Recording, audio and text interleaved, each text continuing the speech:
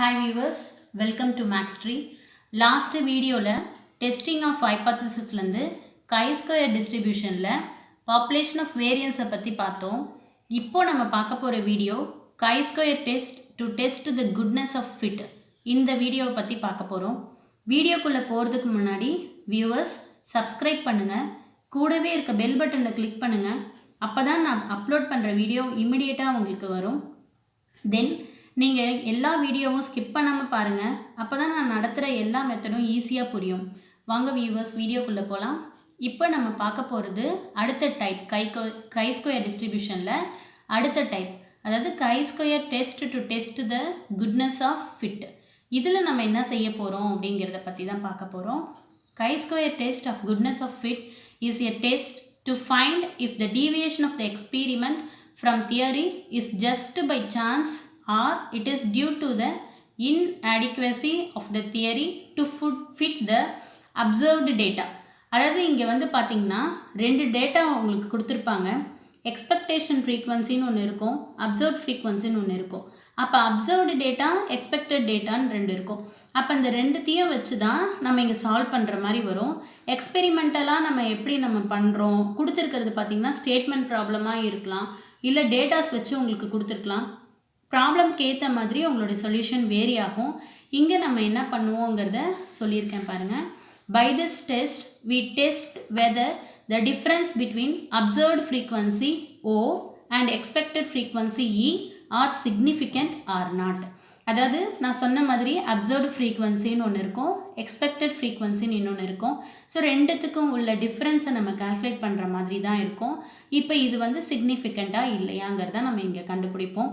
Observed ஃப்ரீக்வன்சியை ஓன்னு சொல்லுவோம், expected ஃப்ரீக்வன்சியை ஈன்னு சொல்லுவோம். ஸோ இதுக்கான ஃபார்முலா என்ன அப்படின்னா chi square equal to summation O minus E whole square divided by E. இதில் ஓன்றது அப்சர்வ்ட் ஃப்ரீக்வன்சி, ஈன்றது எக்ஸ்பெக்டட் ஃப்ரீக்வன்சி. டிகிரிஸ் ஆஃப் ஃப்ரீடமோட ஃபார்முலா என்ன அப்படின்னா df equal to n minus 1. as usual nன்றது கொடுத்துருக்கிற சாம்பிளோட சைஸ் minus 1. அதுதான் நம்மளுடைய டிகிரிஸ் ஆஃப் ஃப்ரீடம். இப்போ ப்ராப்ளம்குள்ளே போகிறோம். So this is your given problem. இதான் உங்களுக்கு கொடுத்துருக்க problem. 4 coins were tossed 160 times and the following results were obtained. 4 coins toss பண்ணுறாங்க, அதுக்கான ரிசல்ட்ஸை தான் கீழே கொடுத்துருக்காங்க. எத்தனை டைம்ஸ் டாஸ் பண்ணியிருக்காங்க அப்படின்னா 160 டைம்ஸ் டாஸ் பண்ணியிருக்காங்க. ஸோ இதில் நமக்கு என்னென்ன கொடுத்துருக்காங்கன்னு பார்ப்போம். நம்பர் ஆஃப் ஹெட்ஸில் ஹெட்ஸே விழாமல் இருக்கிறதுக்கு, அதாவது 0 ஒரு தடவை விழுறதுக்கு, 2 2 தடவை விழுறதுக்கு, 3 தடவை விழுறதுக்கு, 4 தடவை விழுறதுக்கு, இதுக்கான பாசிபிலிட்டிஸ் எல்லாம் மேலே இருக்குது. கீழே பார்த்தீங்கன்னா அதுக்கான அப்சர்வ்டு ஃப்ரீக்வன்சிஸ் இருக்குது. அப்போ 0 கிடைக்காததுக்கான ஃப்ரீக்வன்சி பார்த்தீங்கன்னா 17, 1 கிடைக்கிறதுக்கு ஃப்ரீக்வன்சி பார்த்தீங்கன்னா 52. அந்த மாதிரி ஒன்றுத்துக்கும் கொடுத்துருக்காங்க. ஸோ டோட்டல் ஃப்ரீக்வன்சிஸை ஆட் பண்ணிங்க அப்படின்னா அதுதான் நம்மளுடைய அப்சர்வ்டு டேட்டா. அப்போ இங்கே கொடுத்துருக்கிறது உங்களுக்கு டைரெக்டாகவே கொடுத்துருக்காங்க அப்சர்வ்டு ஃப்ரீக்வன்சி. கொடுக்கலனாலும் இதுதான் நம்மளுடைய அப்சர்வ்டு டேட்டான்னு எடுத்துக்கணும். அதான் நமக்கு 116 கொடுத்துருக்காங்க. Under the assumption that the coins were unbiased, coins அன்பியாஸ்டாக இருக்குதுன்னு சொல்லியிருக்காங்க. Find the expected frequency of getting 0 1 2 3 4 heads and test the goodness of fit. So இதுக்கான டெஸ்ட்டை நம்ம கண்டுபிடிக்கணும். குட்னஸ் ஆஃப் ஃபிட்டாக இருக்கா இல்லையா, அப்சர்வ் ஃப்ரீக்வன்சிக்கும் எக்ஸ்பெக்டட் ஃப்ரீக்வன்சிக்கும் உள்ள டிஃப்ரென்ஸை கண்டுபிடிக்கிறது தான் இந்த டெஸ்ட்டு. இப்போ கொடுத்துருக்கிறத நம்ம எழுதிட்டோம். கிவன் n மொத்தம் 5 கொடுத்துருக்காங்க. 0 1 2 3 4 மொத்தம் 5 டேட்டா கொடுத்துருக்காங்க. இதில் நம்ம சமேஷன் O, அதாவது அப்சர்வ் ஃப்ரீக்வன்சியோட கூட்டு மதிப்பு என்ன அப்படின்னா 160. இப்போ இதை நம்ம எப்படி டிஃபைன் பண்ணுவோம்? டிஃபைன் பண்ணுறது எல்லாமே அதே மாதிரி தான். போன டைப்பில் நம்ம எப்படி பார்த்தோமோ அதே மாதிரி தான். H0 அங்கே நம்ம சிக்மா நாட் அந்த மாதிரிலாம் சொல்லியிருக்கோம். இங்கே நம்ம ஸ்டேட்மெண்ட்டாக கொடுத்துருக்கிறதுனால நம்ம எப்படி எடுத்துப்போன்னு பாருங்கள். இப்போ இங்கே நம்ம சொல்லியிருக்கிறது த காயின்ஸ் வேர் அன்பியாஸ்டு. எப்பயுமே H0ன்றது நாட், அப்படி தான் நம்ம எடுத்துப்போம். அப்போ த காயின்ஸ் ஆர் அன்பியாஸ்டு. இங்கே கொடுத்துருக்கிறது உங்களுக்கு அப்படி தான் கொடுத்துருக்காங்க, பார்த்தீங்கன்னா தெரியும். கொஷினில் அன்பியாஸ்டுன்னு கொடுத்துருக்காங்க. ஸோ நம்ம H0 எப்படி டிஃபைன் பண்ணுறோம்? The coins R அன்பியாஸ்டு. H1 எப்படி டிஃபைன் பண்ணியிருக்கோம்னா H நாட்டுக்கு அப்படியே ஆப்போசிட்டாக எடுத்துக்கணும். இங்கே அன்பயாஸ்டுன்னு சொல்லியிருப்போம், இந்த இடத்துல பயாஸ்டுன்னு சொல்லணும். அடுத்தது ஆல்ஃபா எழுதுவோம். ஆல்ஃபான்றது 5%. டிகிரிஸ் ஆஃப் ஃப்ரீடமோட ஃபார்முலா இங்கே n-1. ஸோ 5 - 1 = 4ன்னு கிடச்சிருச்சு. ஸோ இந்த டிகிரிஸ் ஆஃப் ஃப்ரீடம் வச்சு ஸ்டாட்டிஸ்டிக்கல் டேட்டா நம்ம பார்க்கணும். இப்போ நம்மளுடைய ஸ்டாட்டிஸ்டிக்கல் டேட்டா அப்படின்னு பார்த்தீங்கன்னா 5% டிகிரிஸ் ஆஃப் ஃப்ரீடம் 4. அப்போ 5%க்கு பார்த்தீங்கன்னா 9.488. ஸோ இதுதான் நம்மளுடைய வேல்யூ. 5% 4 டிகிரிஸ் ஆஃப் ஃப்ரீடம்க்கு பார்த்தீங்கன்னா 9.488. ஸோ இதுதான் நம்மளுடைய டேபிள் வேல்யூ. அதுதான் நாங்கள் எழுதியிருப்போம். chi2 = 9.488, அதாவது ஸ்டாட்டிஸ்டிக்கல் வேல்யூ. இப்போ ஃபார்முலா எழுதியிருக்கோம். chi2 = summation O - E the whole square divided by E with n-1 degrees of freedom. கூடவே அதையும் எழுதியாச்சு. இப்போ நமக்கு நம்ம எப்பயுமே நம்ம சொல்லுவோம், இந்த ஒரு காயினை டாஸ் பண்ணுறோம் அப்படின்னா சக்ஸஸை அதாவது ஹெட்டு கிடைக்கிறத நம்ம சக்ஸஸ்ன்னு சொல்லுவோம். சக்ஸஸை Pன்னு டிஃபைன் பண்ணுவோம், ஃபெயிலியரை Qன்னு சொல்லுவோம். அப்போ நம்ம ஒரு தடவை காயினை டாஸ் பண்ணுறோன்னா அப்போ அதுக்கான ப்ராபபிலிட்டி என்ன கிடைக்கும் அப்படின்னா 1/2. ஏன்னா டோட்டல் ப்ராபபிலிட்டி நமக்கு எப்பயுமே 1 தான் வரணும். அப்போ ப்ராபபிலிட்டி ஆஃப் கெட்டிங் ஹெட் அதை Pன்னு எடுத்துப்போம். That is equal to 1/2. அதுவே ப்ராபபிலிட்டி ஆஃப் கெட்டிங் டெய்ல், அப்போ 1/2ல் இன்னொரு பாதி என்னென்னா 1/2, அதை Qன்னு எடுத்துப்போம். இது நம்பர் ஆஃப் சக்ஸஸ், இது நம்பர் ஆஃப் ஃபெயிலியர் ஜென்ரலாக ப்ராபபிலிட்டியில் சொல்கிறது. ஸோ அதெல்லாம் நமக்கு ரொம்ப டீட்டெயிலாக போக வேண்டாம், இது மட்டும் நமக்கு தெரிஞ்சுக்கிட்டால் போதும். Then the expected frequencies, observe frequency டைரெக்டாக கொடுத்துட்டாங்க கொஷினில். ஸோ எக்ஸ்பெக்டட் ஃப்ரீக்வன்சிஸை எப்படி நம்ம கண்டுபிடிக்கிறோன்னு பாருங்கள். பை யூஸிங் திஸ் ஃபார்முலா, இந்த ஃபார்முலா தான் நம்ம யூஸ் பண்ண போகிறோம். P of x = NCX P/x Q/n-x. இது உங்களுடைய பைனாமியல் ஃபார்முலா. இதை வச்சு தான் மேக்ஸிமம் எல்லா ப்ராப்ளமும் உங்களுக்கு கொடுப்பாங்க. மற்றபடி பாய்சானில் அதெல்லாம் உங்களுக்கு வராது. அது ஜஸ்ட்டு தெரிஞ்சுக்கிட்டா போதும். This is binomial. NCX P/x Q/n-x. இதில் நமக்கு கொடுத்துருக்கிறது x = 0, 1, 2, 3, 4. இப்போ இந்த ஃபார்முலாவில் ஒரு வேல்யூவும் சப்ஸ்டியூட் பண்ணி எக்ஸுக்கு நம்ம கண்டுபிடிக்க போகிறோம். என்னன்றது 4. First P of 0 head. அப்போ n = 4, C போட்டுட்டு எக்ஸுக்கு பதிலாக என்ன கொடுத்துருக்காங்கன்னா 0, Q/n-க்கு பதிலாக 4 - 0. அப்போ 4C0. Pயோட வேல்யூ 1/2, Qவோட வேல்யூ 1/2. இதை அப்படியே இங்கே சப்ஸ்டியூட் பண்ணி கால்சியில் ஒர்க் அவுட் பண்ணிங்கன்னா இந்த ஆன்சர் வரும். அடுத்தது P of 1 ஹெட் அப்படின்னா எக்ஸோட வேல்யூ 1. அப்போ மற்றதெல்லாம் அப்படியே தான் இருக்கும். என்னன்றது கான்ஸ்டண்ட்டாக எல்லாத்துக்குமே 4 தான். எக்ஸோட வேல்யூ மட்டும் இப்போ சேஞ்ச் பண்ணிகிட்டே வர போகிறோம். 4C1 P/1 Q/4 - 1. இப்போ இதை கால்சியில் ஒர்க் அவுட் பண்ணியிருக்கோம். அதாவது Pக்கு 1/2 கொடுத்துட்டு Qக்கு 1/2 கொடுத்துட்டு கால்சியில் ஒர்க் அவுட் பண்ணி போடணும். கால்சியில் இது எப்படி ஒர்க் அவுட் பண்ணணும்னு நான் இப்போ சொல்கிறேன்.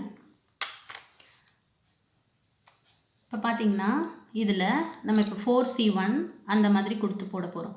4 இருக்கு இல்லையா, 4 போட்டு NCR இங்கே பார்த்தீங்கன்னா மல்டிப்ளிகேஷன் அண்ட் டிவிஷனில் 2 இருக்கும். NPRன்றது பெர்மியூட்டேஷன், NCRன்றது காம்பினேஷன். நமக்கு Cயில் தான் இருக்குது ஃபார்முலா. ஸோ இது ஷிஃப்ட்டு, அதாவது எல்லோ கலரில் இருக்குது. ஷிஃப்ட் பட்டனை ப்ரெஸ் பண்ணிவிட்டு இதை ப்ரெஸ் பண்ணிங்க அப்படின்னா டிஸ்பிளேயில் சீன் வந்துடும். இப்போ 1ன்னு கொடுத்திங்கன்னா 4C1 இன்டூ சிம்பிள் போட்டுக்குங்க, இல்லைனா எரர் வரும். இன்டூன்னு போட்டு இப்போ ப்ராக்கெட் ஓப்பன் பண்ணி 1/2 1 டிவைடட் பை 2ன்னு போட்டுட்டு மறுபடியும் ப்ராக்கெட் ஓப்பன் பண்ணி 1 டிவைடட் பை 2 அப்படின்னு போட்டுட்டு ஹோல் பவரில் 3 இருக்குது. அப்போ ஹோல் பவர் அப்படின்னா இங்கே நம்ம க்யூப் இருக்கு இல்லையா, ஷிஃப்ட்டு ப்ரெஸ் பண்ணி க்யூப் ப்ரெஸ் பண்ணிங்கன்னா ஆன்சர் உங்களுக்கு வந்துடும் 0.25. இதுதான் நம்மளுடைய ஆன்சர். இதுதான் உங்களுக்கு கால்சியில் வந்திருக்கு. ஸோ 0.25ன்றது தான் நம்மளுடைய ஆன்சர். இந்த மாதிரி ஒரு இதுக்கும் நம்ம போட போகிறோம். இப்போ P of 2 ஹெட்ஸ், 2 ஹெட்ஸ்னால் எக்ஸுக்கு 2 சேஞ்ச் பண்ணியிருக்கேன். எல்லா இடத்துலையும் எக்ஸ் வர பிளேஸ்லலாம் 2 போட்டுட்டு அதுக்கப்புறம் P அண்ட் Qவோட வேல்யூவை சப்ஸ்டியூட் பண்ணியிருக்கோம். இதே நான் உங்களுக்கு கால்சியில் போட்டு காமிக்கிறேன் பாருங்கள். அதாவது 4C2 4 ஷிஃப்ட்டை ப்ரெஸ் பண்ணி இங்கே இதை ப்ரெஸ் பண்ணிங்கன்னா டிஸ்பிளேயில் 4Cன்னு வந்துருச்சா. 2 ப்ரெஸ் பண்ணிவிட்டு இன்டூ பட்டன் கிளிக் பண்ணிவிட்டு இப்போ 1/2 போடணும். 1 டிவைடட் பை 2 ஸ்கொயர். அப்போ ஷிஃப்ட்டை ப்ரெஸ் பண்ணாமல் இங்கே ஸ்கொயர் போட்டுட்டு மறுபடியும் இன்டூ 1/2 ஸ்கொயர்னு இருக்குது. 1 divided by 2 square. Equal to கொடுத்திங்கன்னா உங்களுக்கு வேல்யூ வந்துடும். ஸோ 0.375 இதுதான் நம்மளுடைய கால்சிலையும் வந்திருக்கு. இந்த மாதிரி ஒரு வேல்யூவும் நம்ம கண்டுபிடிச்சிருக்கோம். P of 3 heads and P of 4 heads இதனுடைய வேல்யூஸ் இங்கே சப்ஸ்டியூட் பண்ணிங்க அப்படின்னா 0.25 and 0.0625 இதெல்லாம் இப்போ எக்ஸ்பெக்டட் ஃப்ரீக்வன்சி கண்டுபிடிச்சாச்சு. இப்போ இந்த ஃபார்முலா நமக்கு வேணும் அப்படின்னா O மைனஸ் இ வேணும்னா இ வந்து வேணும், நமக்கு ஓ இருக்குது இ இல்லை, அதனால தான் இது எல்லாத்தையும் நம்ம கண்டுபிடிச்சிருக்கோம். ஸோ இங்கே வந்தாச்சு. இப்போ இதில் பார்த்தீங்க அப்படின்னா chi-square value is calculated from the following table. இப்போ இந்த மாதிரி ஒரு டேபிள் ஃப்ரேம் பண்ணியிருக்கோம். அவங்க கொடுத்துருக்கிறது இதுதான் நம்பர் ஆஃப் ஹெட்ஸ். அடுத்தது அப்சர்வ் ஃப்ரீக்வன்சி கொடுத்துருக்காங்க. ரெண்டுத்தையும் பக்கத்தில் எழுதிட்டோம். இப்போ P of xi இதை xiன்னு எடுத்துக்கிட்டிங்க அப்படின்னா இதை P of xiன்னு எடுத்துக்கோங்க. இப்போ நம்ம ப்ராபபிலிட்டி ஆஃப் xi இப்போ கண்டுபிடிச்சோம் இல்லையா? P of 0 head, P of 1 head, P of 2 heads, P of 3 heads, P of 4 heads அதுக்கான வேல்யூஸ் தான் இது. ஓகேங்களா? இதை நம்ம என்ன செய்யணும் அப்படின்னா இதை E ஈக்குவல் டு இந்த ஃபார்முலாக்குள்ளார சப்ஸ்டியூட் பண்ணணும். 160 இன்ட்டு P of xi. இந்த 160ன்றதை அவங்க கொடுத்துருக்க டேட்டாலேருந்து நம்ம எடுத்து எழுதியிருக்கோம்.